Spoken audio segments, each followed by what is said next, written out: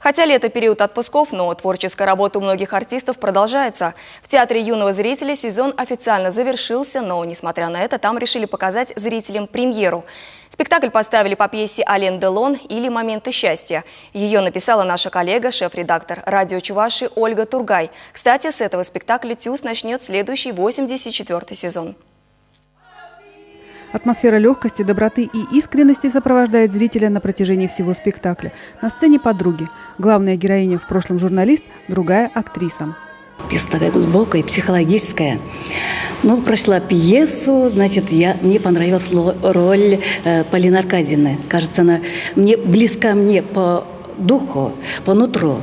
Но сама подумала, нет же, себя играть это не так-то важно, если себя я играла где-то.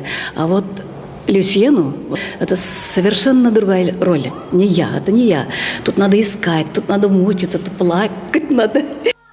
Сюжетная линия проста. Зрителям не стоит ожидать спецэффектов или трюков. Все внимание на сцене приковано к актерам и их переживаниям. Приемы самые обыкновенные психологического театра, школы Станиславского и Товстоногова в разработке характеров персонажей. И ничего тут удивительного такого нет. Просто мы так давно уже не смотрели настоящий психологический театр. Эта пьеса была написана 4 года назад и была признана одной из лучших на конкурсе современной национальной драматургии, организованном Министерством культуры Чувашии. Спектакль о простом женском счастье, о любви и дружбе, о том, как важно, чтобы в самые сложные моменты в жизни рядом были люди, готовые понять и поддержать. Вот зародилась эта мысль, о чем написать. Конечно же, о том, о чем знаешь, о женщинах, естественно. Я как женщина, я прекрасно понимаю женскую душу. Мне это все понятно и знакомо.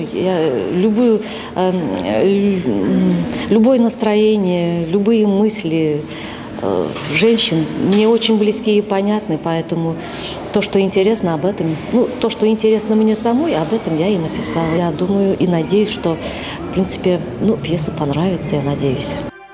Светлана Позднякова, Мария Николаева, Виктор Степанов. Вести Чувашия.